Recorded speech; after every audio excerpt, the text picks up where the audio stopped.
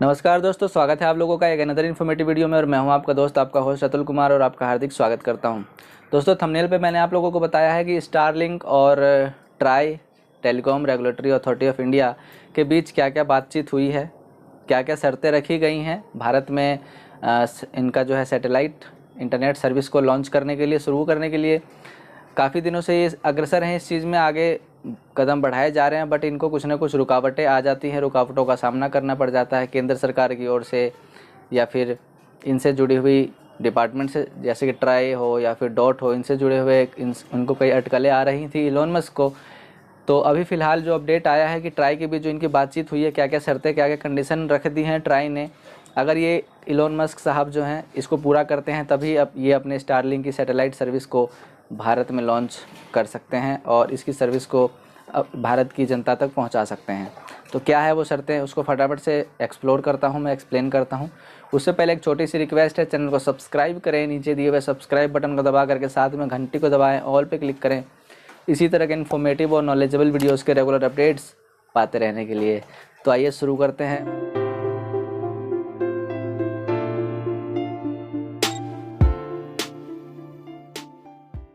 मैं आपको बताता हूँ ये पूरी शर्तें क्या क्या ट्राई ने जो है रखी हैं एलोन मस्क के सामने। तो ट्राई और एलोन मस्क की कंपनी स्टारलिंक के बीच भारत में सैटेलाइट इंटरनेट सेवाओं की शुरुआत को लेकर महत्वपूर्ण बातचीत हुई है। भारत सरकार ने स्टारलिंक के लिए कुछ शर्तें निर्धारित की हैं जिन्हें कंपनी को पूरा करना आवश्यक होगा। तो वो क्या है? सबसे पहला है दोस्तों डेटा स्थानीयकरण। स्टारलिंक को अपने सभी डेटा भारत में ही स्टोर करने होंगे। इससे सुरक्षा एजेंसियों को आवश्यकता पड़ने पर डेटा की जांच करने में सुविधा होगी। जैसे कि कोई क्राइम हो जाता है, कोई टेररिस्ट से जुड़ा कोई मैटर हो जाता है, कुछ हो गया स्टेट लेवल पे, कुछ ऐसा चीज़ हो जाता है, एक देश से दूसरे देश के बीच कुछ अगर तनाव पैदा होता है, कुछ ऐसा कि ऐसा हमें सुरक्षा के मद्देनज़र रखते हुए ऐसा हमें लगता है कि हमारी इन्फॉर्मेशन, हमारी जानकारियाँ लीक हो रही हैं दूसरे देशों में, तो जो है हमारी सुरक्षा एजेंसियाँ बिना इलोन मस्क की अनुमति के डेटा को इन्वेस्टिगेट कर सके हैं, डेटा की जांच कर सकते हैं, जबकि डेटा सेंटर अगर हमारे भारत में होगा तब। लेकिन अगर इलोन मस्क डेटा सेंटर बाहर खोलना चाहेंगे तो न तो उनकी सर्विस यहाँ लॉन्च होगी और न हमारी सुरक्षा एजेंसियाँ जो भारत की हैं वो बिना बाहर के देश की परमिशन के हम किसी को छू तक भी नहीं सकते हैं। तो जांच तो करना दूर की बात है, फिर वो इंटरनेशनल लेवल की बातचीत हो जाती है, मंत्रालय, विदेश मंत्रालय, फिर क्या क्या तिकड़मबाजी, बहुत सारे स्टेप्स फॉलो करने पड़ते हैं, फिर उसके बाद प्रोसीजर हो जाते हैं, लंबा हो जाता है प्रोसीजर। इसी को ध्यान में रखते हुए सरकार ने, ट्राई ने ये शर्त रख दी है कि डेटा सेंटर स्थानीयकरण कीजिए, डेटा का हमारे यहीं पर डेटा सेंटर बनाइए, इसके बाद अनुमति मिलेगी। ये तो पहला कंडीशन है।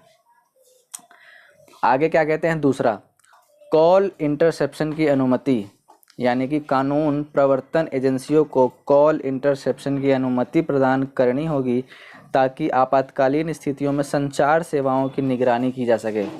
मान लो कोई ऐसी कोई भी इमरजेंसी आती है, युद्ध जैसा माहौल होता है, तो कॉल जो होती हैं, कॉल हो गया, इंटरनेट हो गया, कौन का डेटा यूज़ कर रहा है, कोई वैसे इस तरह की बातचीत तो नहीं कर रहा है क्राइम से भरा हुआ। आपको पता है ना, कोई कोडिंग के माध्यम से होता है कि भैया कोई कहीं बॉम्ब ब्लास्ट करवा दिया, कोई कुछ करवा दिया। तो इसको मद्देनज़र रखते हुए हमारी सुरक्षा एजेंसियां आसानी से जांच कर सके, इस चीज़ की कॉलिंग वगैरह का सारा जांच कर सके, इसीलिए ये सारी शर्तें रखी जा रही हैं। तो ये था दूसरा। तीसरा कंडीशन है कंट्रोल सेंटर की स्थापना। भारत में एक कंट्रोल सेंटर स्थापित करना होगा जिससे संवेदनशील और अशांत क्षेत्रों में टेलीकम्युनिकेशन सेवाओं को नियंत्रित या बंद किया जा सके।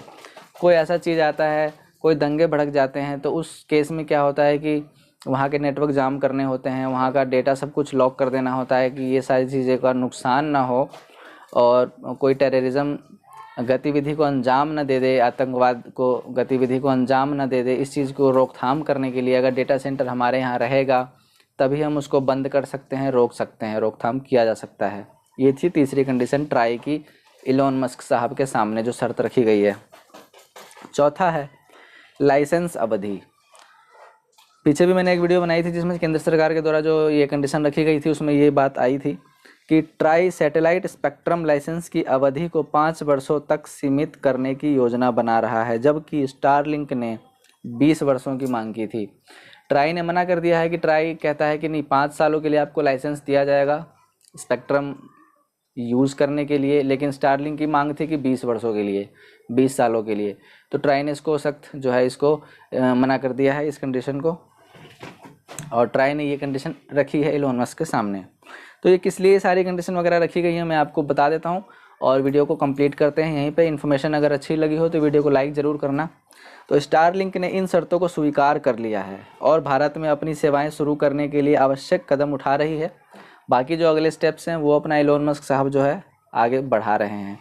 अभी मान लिया है फ़िलहाल कंपनी ने रिलायंस, जियो और एयरटेल के साथ डिस्ट्रीब्यूशन यानी कि वितरण समझौतों पर हस्ताक्षर किए हैं। यानी कि इलोन मस्क ने जियो और एयरटेल के साथ जो है इसको डिस्ट्रीब्यूट करने के लिए, वितरण करने के लिए, अपनी सर्विसेज को जनता तक पहुंचाने के लिए डील साइन कर लिया है जियो और एयरटेल के साथ। बाकी क्या क्या डील्स होंगी, क्या क्या होगा इनके बीच में आपस में साझेदारी के बीच में, क्या क्या कंडीशंस, क्या क्या शर्तें होंगी, क्या सब बेनिफिट्स जनता को मिलेगा इनके साझेदारी से, वो आगे अपडेट आएगा तो आपको वीडियो के माध्यम से मैं बता दूंगा। फ़िलहाल जो है जो हस्ताक्षर इन्होंने किए हैं इलोन मस्क ने, जिससे भारत में सैटेलाइट इंटरनेट सेवाओं का विस्तार हो सके। इन शर्तों के पालन और आवश्यक अनुमतियों के बाद स्टारलिंक जल्द ही भारत में अपनी सैटेलाइट इंटरनेट सेवाएं शुरू कर सकती है, जिससे दूर दराज और ग्रामीण क्षेत्रों में हाई स्पीड इंटरनेट कनेक्टिविटी उपलब्ध हो सकेगी। तो बस जल्द ही हो सकता है, आने वाले 2-4 महीनों में ये सारे प्रोसीजर स्टेप्स को जो है पूरे कर लें इलोन मस्क, और उसके बाद स्टारलिंक पूरी तरह से लॉन्च किया जा सकेगा। क्योंकि इनको कुछ तैयारियां करनी नहीं है, बस ये जो है पेपर वर्क वगैरह ही करना है। गवर्नमेंट से जो है जो प्रोसीजर होता है किसी भी सर्विस को लॉन्च करने के लिए किसी भी देश में, इसी को फॉलो करना है। बाकी उनके पास ऑलरेडी सैटेलाइट अंतरिक्ष में घूम रहे हैं, तो कोई ऐसी दिक्कत है नहीं, उनको कुछ इन्वेस्टमेंट करने की खास ज़रूरत नहीं है। और वैसे भी उनके पास पैसे की कोई दिक्कत नहीं है, 2 मिनट के अंदर वो इन्वेस्ट करेंगे और सारी चीज़ जो भी है हो जाएगा। जैसे जियो ने किया था, जब जियो लॉन्च हुआ था तो 1-1.5 लाख करोड़ 2.5 लाख करोड़ उन्होंने एक बार में इन्वेस्ट कर दिए थे और जियो फ्री में बांटे, और फिर उसके बाद तो डाटा का नक्शा ही बदल दिया था। तो आई होप आपको समझ में आ गया होगा जो अपडेट्स हैं, ट्राई ने क्या कंडीशन रखी है इलोन मस्क के सामने, और इलोन मस्क ने इसको मान भी लिया है। समझदार बंदा है ना इलोन मस्क, शातिर है। बाकी आगे क्या क्या होगा वो अपडेट्स आएंगे तो बताऊंगा मैं आप लोगों को। बाकी आप लोगों के सामने खुद ब खुद आ जाएगा, प्लान्स क्या होंगे, रिचार्ज कैसे कैसे, क्या स्कीम्स होंगी, क्या सेटअप होगा, कैसा उसका किट होता है स्टारलिंक का, क्या क्या, क्योंकि अभी तक तो सर्विस लॉन्च हुई नहीं है तो अभी हम बता नहीं सकते हैं। तो मिलते हैं फिर एक अनदर इन्फॉर्मेटिव वीडियो के साथ नेक्स्ट वीडियो में। तब तक के लिए गुड बाय, टेक केयर, जय हिंद, जय भारत, नमस्कार।